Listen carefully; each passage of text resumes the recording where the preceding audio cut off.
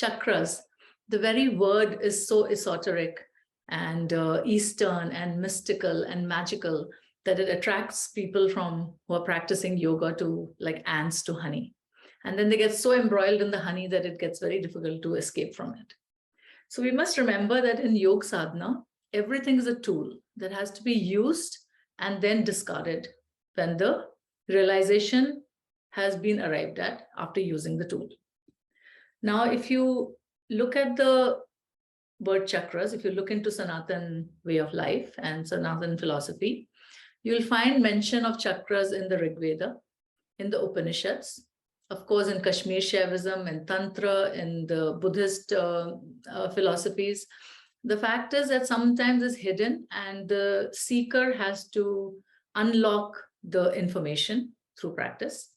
And that's the beauty of the Sanatan philosophy, because it's subjective and each individual has the right to follow and discover and discard. Okay. Now, you'll find mention of sometimes 3 chakras, 7 chakras, 9 chakras, 12 chakras, 112 chakras in all these texts, which is according to the realization of the person who's written that text. And sometimes the chakras are connected to elements and sometimes they switch, and even the terms of the title of the chakras, sometimes you find them interspersed. In the, you find mention of them in Adi Shankaracharya's Saundarya Lahari. But for the purpose of this session, we will stick to the 7 major chakras. Actually, that's an anomaly because there are many, every cell and molecule in our body is a vortex of energy, and we can absorb pran through them to transform ourselves to reach to the goal of yoga sadhana. Okay, but we'll stick to the 7 major chakras, the Vibgyo colors: violet, indigo, blue, green, yellow, orange, and red. And remember, as you practice, you will also realize certain things that will make a lot of meaning to you when you practice. Okay, so stay with that. It's beautiful to listen to other people and start on the path, but eventually your own realizations are what matter, and the proof of the practice is in what it gives you. Okay, finally, whether it's helping you with your your various stresses, tensions, traumas, because we have so many things which are inside us, our family upbringing, our social conditioning, our past life traumas, this life traumas. Okay, so any practice should help you to dissolve those knots. And while we practice, because I don't want it to be very long, I promised 6 to 7 minutes of classes. So we'll go straight into the practice, which is an introduction to your chakras, their placements, and I will share whatever I know about it and what I have realized on my own, and certain realizations that have come to me, which I have not read about anywhere, but they came to me through the practice. So now take a deep breath and relax. Drop all your inhibitions, all the stresses. Let the shoulders drop. If you want, you can just squeeze the shoulders up and drop it. Elongate your spine and sit aligned along the spine. Now we'll take a small journey through the centers, which is the purpose of today's session. And you'll gently pull your head awareness down from the head towards the perineum. Now the perineum is the space between the genitals and the rectum at the base of the body. Breathing normally.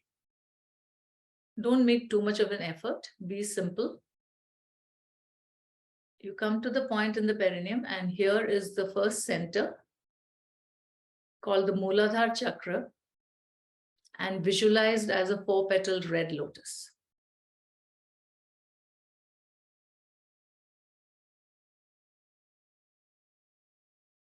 And we are just going to introduce ourselves to ourselves in this session.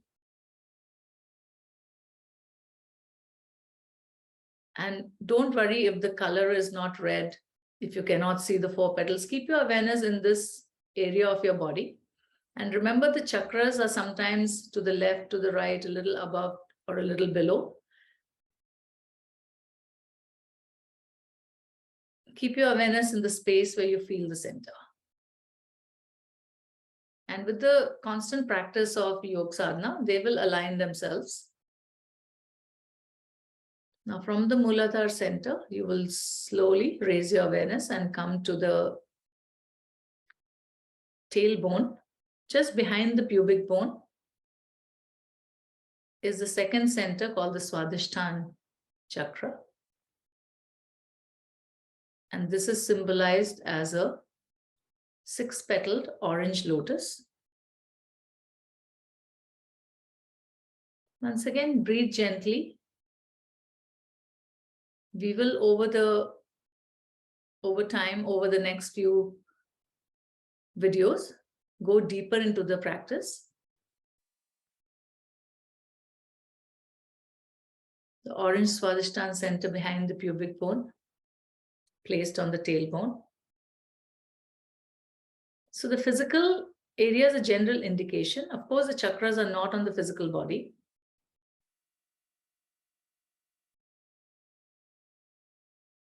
And you'll continue up the spine and come to the spot behind the navel. And right behind the navel is the 3rd chakra, the Manipur Chakra, with 10 petals, bright yellow in color. Again, I repeat, don't worry if you don't see the colors. They're all tools of engagement to turn inwards.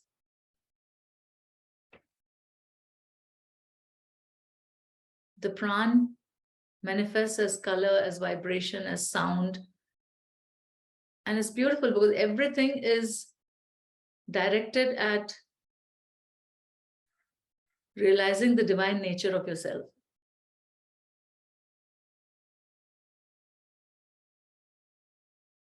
And from behind the center, you'll carry on and come to the chest. And right behind the solar plexus is the Anhad Chakra with 12 petals, green in color. So all the lotuses are facing up towards your head. And every center has a meaning and a function.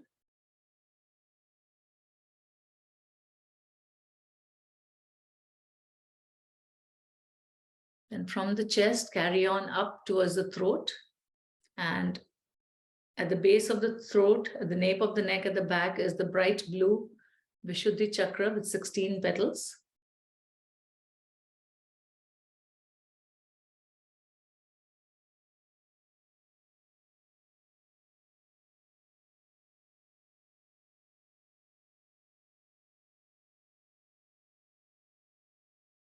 And then from here, as you continue your journey upwards, you'll enter the brain and come to a spot behind the forehead. So the spine sort of splays into the brain, and the spot behind the forehead, a few inches behind, is the Agnya Chakra. 2 petals, indigo color.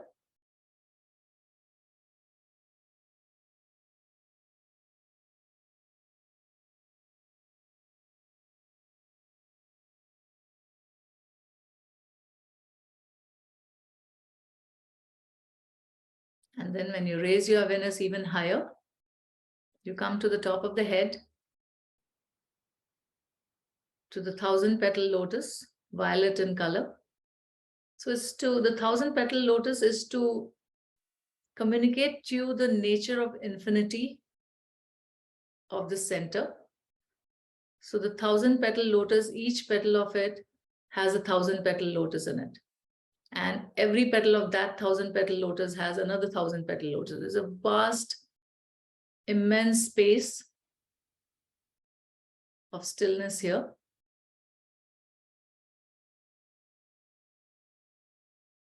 Now, in my realizations of doing sadhana on the chakras, I realized that every human being is to move and develop and grow through the centers. So as a child, you're in the Muladhar Chakra, trying to survive, eating, crapping. If you're not given these basic nurturing, you will not move from the Muladhar Chakra higher. So it's the center of nurturing as a child. And then you move to the Swadeshtan center as an adolescent, popularly called the sex chakra, but it is much more deeper. It is a building of yourself here, your identity of yourself, the Swadhisthana, your self-respect, understanding, self-dignity, self-love. Then from here, you come up to the Manipur Chakra. As you grow older, you're working, you're interacting with the external world.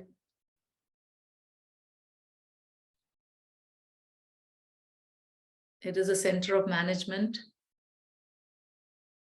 Coming up to the Anhad Chakra, you are a householder. You learn about sharing and caring. You have a partner. You have relationships of love and compassion. You have children. May not be your own, but it's a center of sharing and loving and caring. Then you come up to the Vishuddhi Chakra at the throat center, which for me is a center of creativity and self-expression, which you normally come if your life takes a path of Sanatan living. You are here by the age of 50. After learning everything from your profession, from life, you are ready to share it with others, your wisdom, your knowledge, your information. And then comes the move towards Agnya Chakra and Vanaprastha. You start withdrawing into yourself, pulling in all the energy for the final move into sannyas in the Sahasrahar. So this was revealed to me as I practiced this. I haven't read anywhere about it, but I'm sharing it with all of you. So that's all for today. What we're going to do is in the next sessions that come, we will definitely go deeper and deeper into the practice, and we will talk about the areas of influence of the chakras and how they affect us and how we can practice in order to release ourselves from all the traumas, real and imagined, that we have in life. So see you next time. Namaste.